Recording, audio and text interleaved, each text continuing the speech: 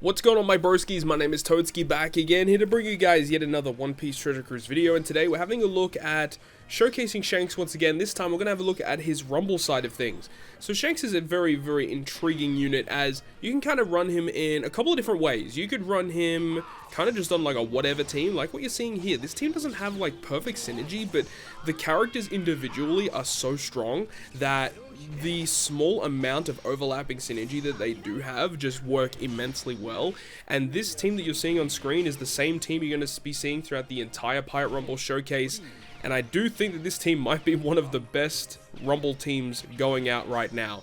Not really because of what Shanks does. Shanks provides some pretty nice stuff overall, but it's more in line with the fact that the rest of the units are just so OP that you could pretty much replace Shanks with whatever you want and it's gonna work really well.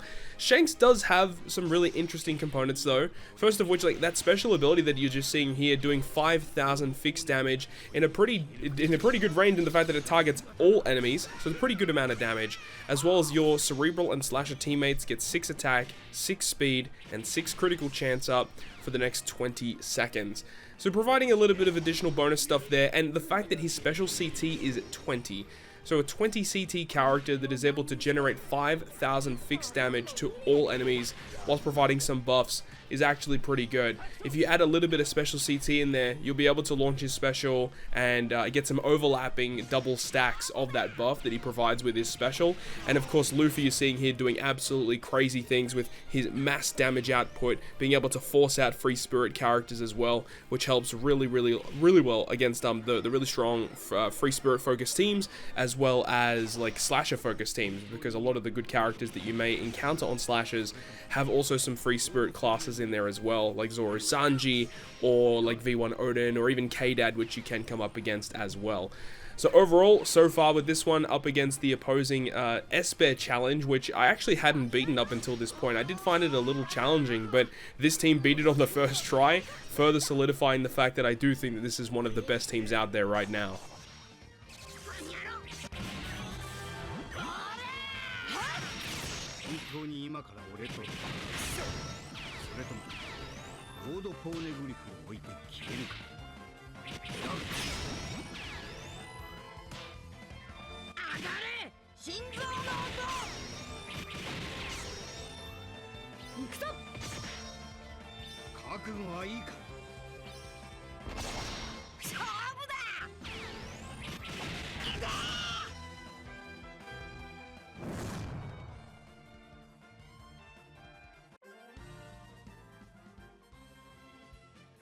The secondary fight up against the Hachi challenge, this team isn't really that difficult. It does have some annoying characters such as the Cross Guild, which can help special reverse your side of the field, very annoying, as well as Smoothie doing the same thing. Though the team isn't really built that great, because you do see like Tesoro on the bench and stuff. Like really, Tesoro should be on the front line to allow your specials to be launched faster.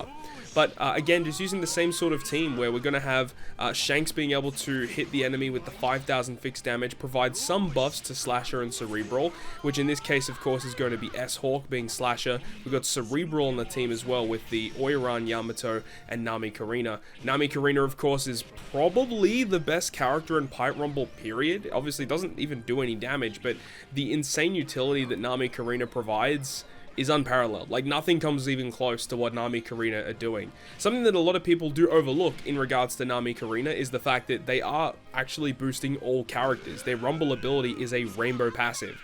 So you can literally put them on any team and they're going to be helping you in almost every single way. Of course, it does depend on the rest of your characters on your team and helping them solidify some synergy as well, but the team just works so well that it's extremely good. Being able to use a bunch of these low CT specials with Nami Karina. S-Hawk has a very low CT for what he does with his big damage. And then Shanks, very low CT for big fixed damage. And then eventually, once the time runs lower, you'll be able to launch that Luffy special, which does crazy damage. And if there are free spirit characters, they're going to be forced out, which helps a lot actually up against like opposing Gear 5 Psy Luffy's, because he does have a revive. So even if you do kill him and the revive pops, you can just still force him out anyway. And as long as you kill the rest of the squad, you get the free dub.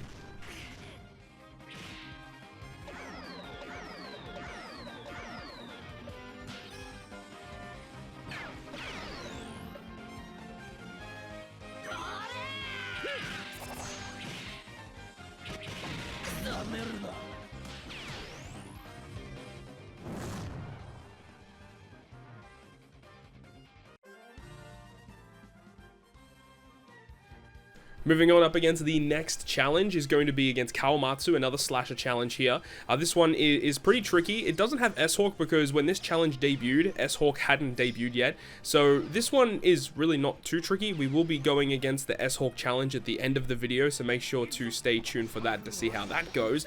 But in terms of the Kawamatsu challenge, it still has some very frustrating characters to go up against. Obviously, Roger and Newgate being one of the best characters in Pyre Rumble, period, with the 30% health cut and the 2x damage through defense to 2 characters is very, very good. But despite all of that, this team is still able to get through.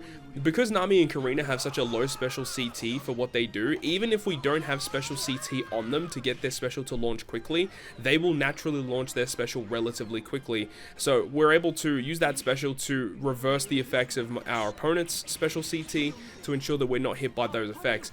And the really cool thing about, using Oiran Yamato specifically in this example is, like, even in the off chance where they get knocked out, like the opponent has a Roger Newgate and they target Oiran Yamato with that, when Yamato gets knocked out, she's able to launch that special, which does a crap load of damage, as well as basically killing something with her hit, which is awesome too, and providing severe debuffs to the opponents as well, which can further solidify the usefulness of Luffy and Shanks with their effects, S-Hawk with his big damage. If they've got a lot less stats, and that's going to make it easier to knock them out. Also lowering attack, which makes it easier, or more difficult, should I say, for the opponent to knock you out as well.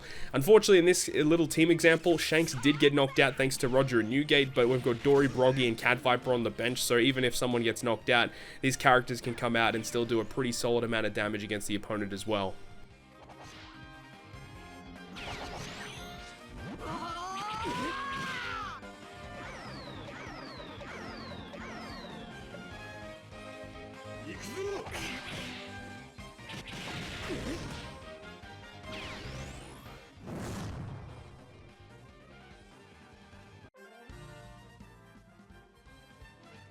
Moving on to the Chopper Egghead Challenge. This one actually is kind of interesting. It does have S-Hawk on the team, but you've got characters like Pudding, which can lower or reverse or I guess charge the specials of the INT characters on their side of the field. Very, very frustrating characters with Gecko Moria and INT Yamato, both of which can inflict half stats, which will not only make it easier for the opponent to knock us out, but also makes it more difficult to knock them out on our side, because our attack will also be lowered. So ideally what will happen here is we get Nami Karina to reverse the specials of Moria and Yamato before that's able to occur. I'm not really too concerned about the offensive threat from S-Hawk, because I am feeling pretty comfortable in terms of the bulk that we have, but unfortunately Yamato does actually launch, and actually luckily only halves the stats of Yamato. I believe Luffy evades half stats, so that's probably what happened there, which is incredibly lucky there. Nami Karina being able to launch and reverse some of those specials so we can avoid the specials from the opponent, so we can further solidify our advantage in this matchup here. Perona coming up is not really doing too much for them, that's fine.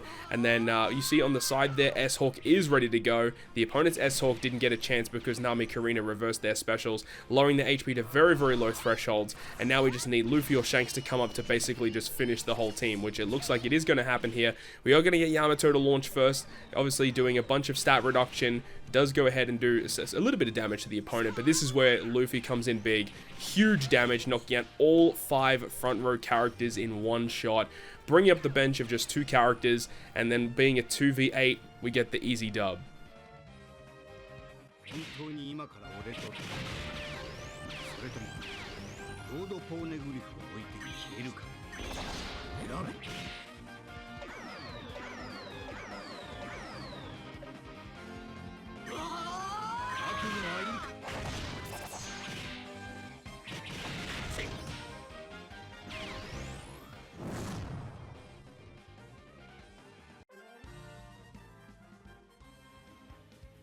Final clip of the video up against the S-Hawk Challenge. This is a somewhat optimal slasher team that you're seeing here. A little bit of a weird choice that they did put Doflamingo on here, but does also make some sense because of the overlapping synergy between S-Hawk and Doflamingo, both of which being int driven and slashers, so all of their effects synergize perfectly together. And I guess Doflamingo isn't really the worst choice for a slasher team, there just are better choices out there.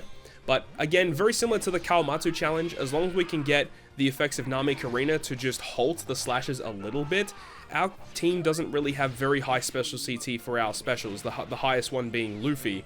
I guess Oiran Yamato also does have a relatively high CT, but that's not really that big of an issue anyway, because when Yamato dies, she automatically launches that special to do really big things for us. So as long as we get the effects of Nami, Karina, and S-Hawk and Shanks to launch as quick as possible, we're going to be in really good stead. And there you go, already getting big stuff happening there. Luffy forcing out the characters, S-Hawk then going ahead and targeting the 3 remaining characters that were on the field, and then the whole front line is completely wiped, leaving 3 characters from the bench, and then we can kill them really easily. So that is going to wrap it up for me. I think Shanks is a fantastic character in Rumble, but I just think overall this INT team is incredibly strong with how good it is right now. But I definitely want to showcase Kid and see how he goes too. But thank you very much for watching. Hope you enjoyed it. If you did, leave a like. And if you want to stay up to date with all the content I post, including more One Piece Treasure Cruise content, make sure to hit the subscribe button down below.